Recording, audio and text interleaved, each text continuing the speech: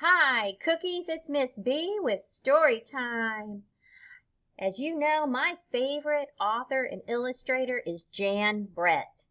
And I just discovered a new book in the Gingerbread Baby series called Gingerbread Christmas. So I thought I would share it with you today. And I'm looking on here and I'm noticing there are some gingerbread instruments here. And he looks like he is singing and having a good old time, so I can't wait to see what happens in this story. You'll notice Jan Brett puts a lot of wonderful details into her illustrations, and this, you could almost feel the texture of the gingerbread by looking at it.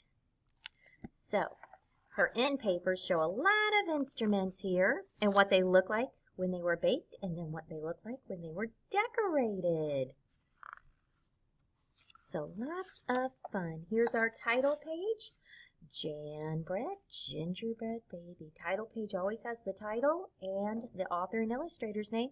And down here you'll see a name, G.P. Putnam's Sons. That is the company, the publishing company that put this all together. And here's Maddie. And you'll notice there's end pictures that tell you things that are going on at different areas around our story, but they always connect to our story. And here we see the gingerbread baby, and he looks like he's having a really good time. Now, I'm going to be moving the book back and forth so that you can see all the pictures. I haven't really figured out how to get this camera up high enough, but here we go. Everyone in the village is talking about the Christmas festival, Maddie told the gingerbread baby. I can sing in my gingerbread band, the gingerbread baby sang out. Maddie laughed. But you don't have a band. Then Maddie had an idea. Gingerbread baby, practice your best song. I think I can help. And he hurried off to fetch the old cookbook. And if you remember, that's the cookbook that had the recipe on how to make the gingerbread baby. Let's see if Maddie follows it exactly this time. In no time, Maddie had mixed the ingredients, rolled the dough, and popped the gingerbread into the oven. And here's the recipe right here. It says gingerbread instruments. And then we look here. Oh my. Bake a full 8 minutes, the cookbook read. Do not peek. That's in big letters. That's a very strong do not. Tick, tock, tick. 6 minutes went by. Maddie peeked. Out of the oven came musical instruments all made of gingerbread. And he's off there practicing. They danced onto the table, playing as they went. The musical instruments clamored to perform then and there, but Maddie toned them down, which means they were making a lot of noise going, hey, we want to do this, we want to do this. And he's like, wait a minute. First, you need some frosting, Maddie said. Then we will be off to the village. So here are some things he used to decorate them, including the bowl of frosting. Now you can see the instruments, you can see Maddie.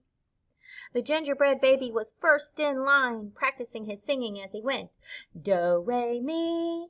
Then came the gingerbread band, a violin, a cello, double bass, French horn, clarinet, and trumpet, tooting and zumming to the beat of the big bass drum.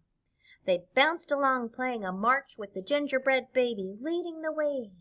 They're heading into the village. Do you see what I see on that end page? I see the fox.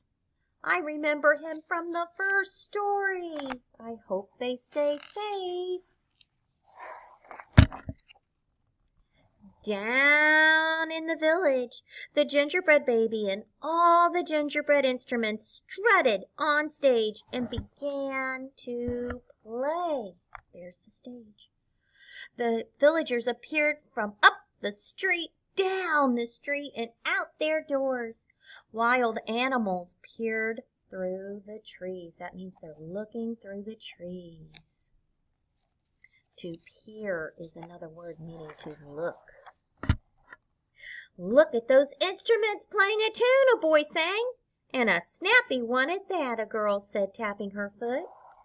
The gingerbread band played so sweetly that everyone just had to dance. They must have been pretty good.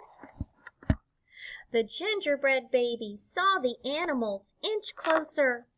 Aha, he thought, I have just the music for them. And he struck up the wild animals' waltz. The instruments played faster and faster. No one was left standing still. In the middle of the festivities, little Sophie, stepped in closer. I think those instruments are really cookies, she announced. And I so want one. Everyone stared at the stage thinking, I want a piece of gingerbread for myself. Uh-oh, there's Maddie. He looks worried. To distract them, the gingerbread baby began to sing a beautiful song. Stars twinkle, twinkle in the night, silver trees and snow delight. Hand in hand we twirl around, twirling to the magic sound. The villagers were spellbound, which means they were just like, oh my goodness, what are we seeing? Nobody noticed that the instruments behind him quietly leaving the stage. Wonder where they're going. Backstage, Maddie knew that the jig was up, that their show was done. He made a plan to hide the gingerbread band. While the gingerbread baby was singing, he scooped up the snow and did a little magic where no one could see. When the gingerbread baby saw that the gingerbread instruments were safe, he changed his tune. I am the ginger baby, just try to catch me. Look all around, but you'll never guess where I'll be. And he did a backflip off the stage where Maddie was waiting. Here's a little clue what's coming up. The gingerbread baby zigged and zagged. Catch him! A boy yelled. We want that rascally baby, a girl called out. He was headed toward the Christmas tree when he disappeared. The villagers looked and looked for the gingerbread baby. But the gingerbread baby had vanished into thin air, and the gingerbread instruments were nowhere to be seen. We'll never forget the sweet sounds of the gingerbread band, the villagers consoled themselves. Maddie waved goodbye. Now this page is really, really, really cool because look at this. It keeps going. It's a huge, gigantic Christmas tree. Not far away, the gingerbread baby was hiding. It was the hardest thing he ever had to do. The gingerbread baby was thinking, I must be absolutely quiet. I must be perfectly still. And it took me a while to find him. But as I go up and up and up and up the tree, I wonder if you can see him. Did you spot him right there? That's very good eyes. And if Aunt Sophie heard a tiny voice singing after everyone had gone home, she never told anyone. And that, my cookie friends, is the end of Gingerbread Christmas. I hope you enjoyed the story.